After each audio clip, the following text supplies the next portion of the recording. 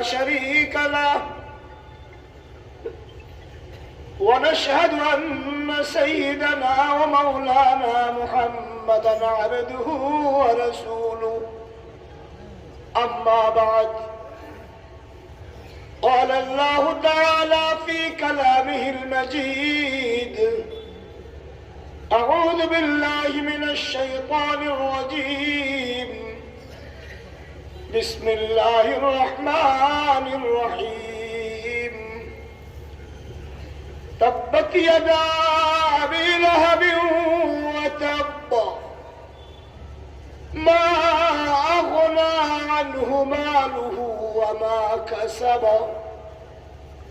سيصلى نارا ذات لهب وامرأته حمالة الحطب في جيدها حبل من مسد. وعن معاوية بن أبي سفيان رضي الله تعالى عنه قال النبي صلى الله عليه وسلم من يرد الله به خيرا يفقهه في الدين أو كما قال عليه الصلاة والسلام. সবাই পড়েন اللهم صل على محمد وعلى آل محمد كما صليت على إبراهيم وعلى آل إبراهيم إنك حميد مجيد. اللهم بارك على محمد وعلى آل محمد كما باركت على إبراهيم وعلى آل إبراهيم إنك حميد مجيد. আজ 18 জানুয়ারি 2025 ইংরেজি শনিবার বাংলাদেশের ঐতিহ্যবাহী জেলা চট্টগ্রাম জেলার ফটিকছড়ি থানার অন্তর্গত ভোজপুর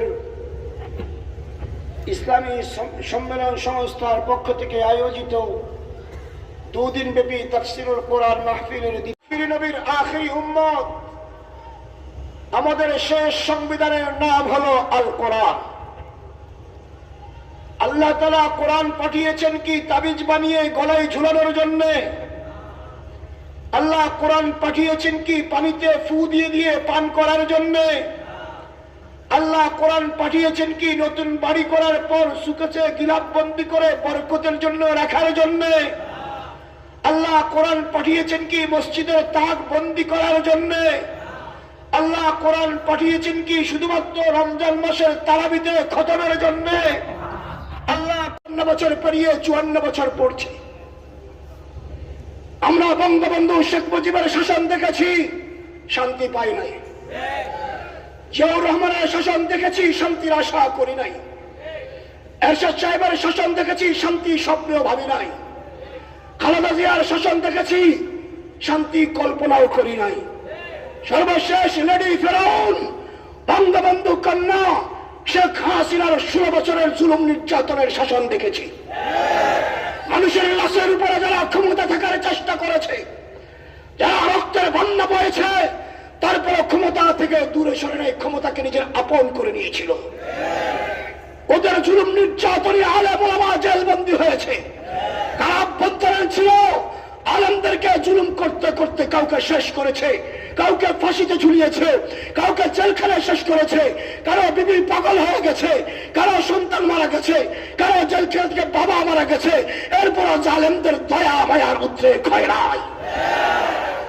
আমি বলবো ওই মানব রচিত সংবিধান দিয়ে কিয়ামত পর্যন্ত যদি আশা করো শান্তির, শান্তি তো দূরের কথা, তোমার অশান্তিতে আরো ডুববে, আরো ডুববে, আরো ডুববে। শান্তির একমাত্র সংবিধানের নাম হলো আল কোরআন। কি নাম? কি নাম? গত 53 বছরে মানব রচিত সংবিধানের শাসন দেখেছ। আমি বলবো 5 আগস্টের পর আল্লাহ তাআলা বাংলাদেশটাকে নতুন করে স্বাধীন করেছেন ইসলামের জন্য। কিসের জন্য? কিসের জন্য? অতএব তন্ত্রমন্ত্রের দিন শেষ, আল কোরআনের বাংলাদেশ ইনশাআল্লাহ।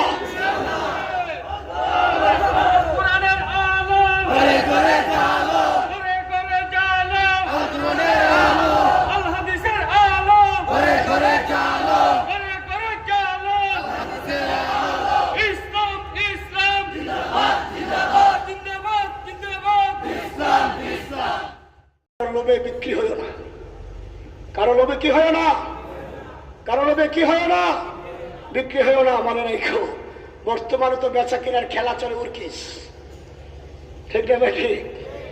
হুজুর খেজুর, কারোর কোনো চিন্তা নাই, হুজুরও বিক্রি হয়, খেজুরও বিক্রি হয়, ঠিক না ঠিক?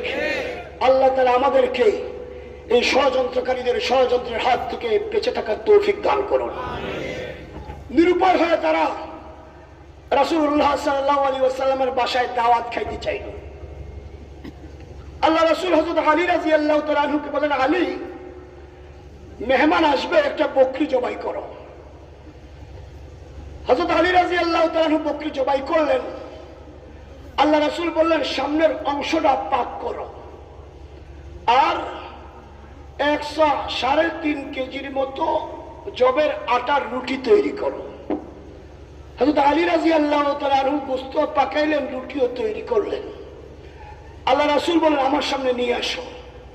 নিয়ে আসার পর আল্লাহ রাসূল রুটি এবং গোশতের পাতিলে ফু দিলেন, দিয়া বললেন, ঢেকে রাখো, মেহমান আসবে, দস্তরখান দিবে, ভেতর থেকে বের করবে আর খাওয়াবে, তুমি ভেতরের দিকে তাকাবে না। আবু জেহেল, আবু লাহাব সহ মেহমান এসছে অনেকজন, দস্তরখান দিয়েছেন, প্লেট দিয়েছেন, আলী রাদিয়াল্লাহু তাআলা আনহু বের করছেন আর দিচ্ছেন, বের করছেন আর দিচ্ছেন, ওরা খাইতেছে। খাইতে খাইতে খাওয়া দাওয়া শেষ সবার। আলী রাদিয়াল্লাহু তাআলা আনহুর মনের মধ্যে সংশয় সন্দেহের সৃষ্টি হলো যে গোশত আর রুটি আছে কি নাই আল্লাহ জানে, আমি আর রাসূল তো এখনো খাই নাই। পাতিল খুলে দেখেন, গোশত যে পরিমাণ পাকিয়েছিলেন ওই পরিমাণই আছে, রুটিও যে পরিমাণ পাকিয়েছিলেন ওই পরিমাণই আছে, রুটিও কমে নাই, গোশত কমে নাই। চোখ গেছে আবু লাহাবের। আবু জেহেলকে ডাইকা বলে, আবু জেহেল উঠো, এখানে আর এক সময় মিনিটও নাই, এখানে আর বসা যাবে না। কেন? বলে, মুহাম্মদ আমাদেরকে জাদুর রুটি আর গোশত খাওয়ায় দিছে। কেন? তুমি দেখোনি? বলে, না, ওই যে পাতিলে গোশত যে পরিমাণ পাকিয়েছিল, এতজন মানুষ পেট ভরে খাইলাম, গোশত কমে নাই, যেমন আছে তেমনই, রুটিও কমে নাই, যেমন আছে তেমনই।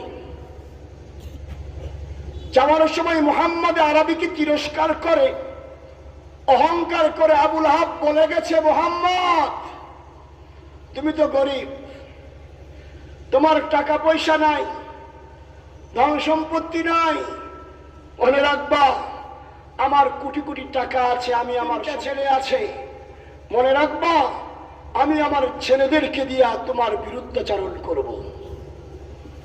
আল্লাহ রাব্বুল আলামিন মুহাম্মদ আরবিকে আবু লাহাব যে তিরস্কার করে অহংকার করেছিল, মুফাসসিরিন কিরাম বলেন, দিতেছি আল্লাহ উপর থেকে বাতাস পাঠাইছে, বাতাস উপর থেকে ওতাইবার দেহের সাথে লাইগা বাঘের নাকের সাথে ঘষা দিয়ে চলে গেছে। বাঘ চিন্তা করলো, কি রে, বাতাস কোন দিক থেকে আসছে? এই দিক থেকে, উপর দিক থেকে, গন্ধ তো হওয়া ঠিক আছে। মিটারে মাইপা দেখে কি ওই গন্ধ এই গন্ধ ম্যাচিং হয়ে গেছে। উপরে তাইকায় দেখে চান্দু উপরে ঘুমায় রয়েছে। বাঘ কাছে ছিল, ঝাম দেওয়া লাগ পাবে না, বাঘ অনেক দূরে গেছে, দূর থেকে এসে একটা ঝাম দিয়েছে, ঝাম দিয়ে 4 পা দিয়ে ওতাইবাকে ধরেছে, ধরে দূরে গিয়ে পড়েছে, পড়ে ওতাইবার গলাটার থেকে দৌড় ছিঁড়ে ফেলছে, বুক ফেলে কলিজা বের করেছে, পুরো দেহটাকে টুকরো টুকরো করে ফেলেছে।